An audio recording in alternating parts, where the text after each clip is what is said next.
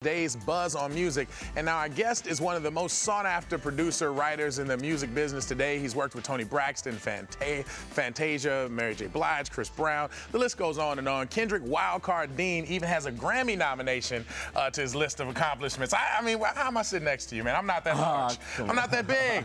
Grammy nom? I mean, come on now. You got to like put that on your license plate or something, right? Nah, I don't go that far with it. Not that far? Not that far. Now I have to ask you, as a producer, would you rather have the Grammy Award statue on your mantle, or would you rather have that #1 album that's a classic? Ooh. Which one, the hardware or the mailbox money? Ooh, I think you got to go with the hardware. Really? I think you got to go with the hardware because in this industry, it's so artist-driven that you know, it doesn't really showcase the writers or the producers, and the Grammy is the one award show where we could kind of shine as producers, as songwriters.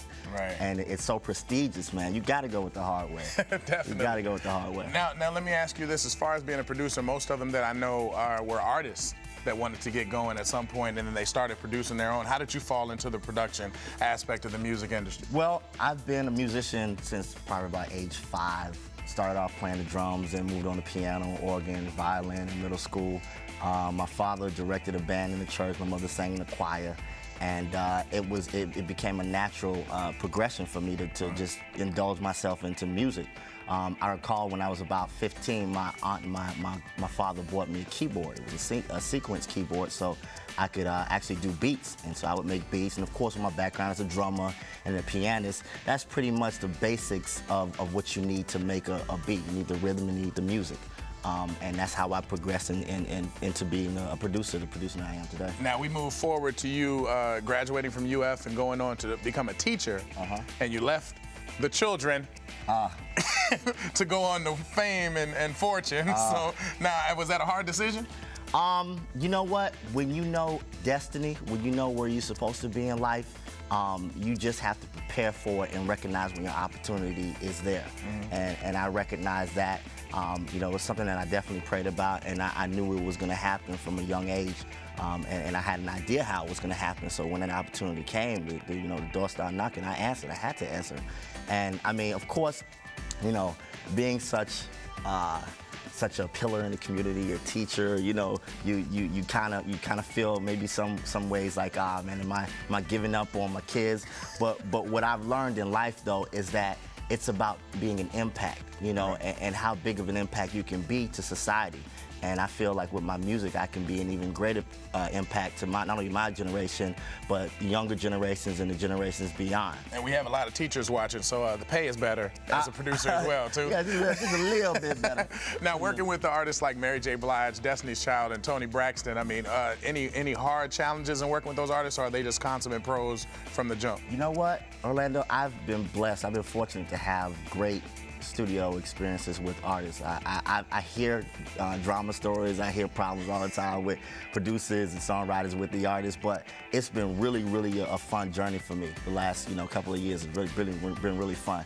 The one challenge or a couple of challenges that you face though as a writer and producer is to try to be as creative as possible, but at the same time respecting the artist's creativity. Absolutely. And trying to craft a record that is genuinely you, but genuinely them. You know what I mean? So it can come across naturally. So when they perform it, the audience listens and they believe them. And that's what I think separates a regular record from a hit record. Now, as far as you building that kind of mold, I mean, like with Danity Kane, for instance, and then the hit, show Making the Band. I mean, watching them blow up, and from your creation, I mean, the hit single, the one shot you produced as well. So watching them grow, how does that feel? Proud papa kind of thing? Sort of. Or older brother? You ain't that old. Nah, so. I'm not that old. But I am very proud of it because it's like any project. It's like when you build a house. If you build, because every project is a new project. So it's almost like you're building your first house over and over again.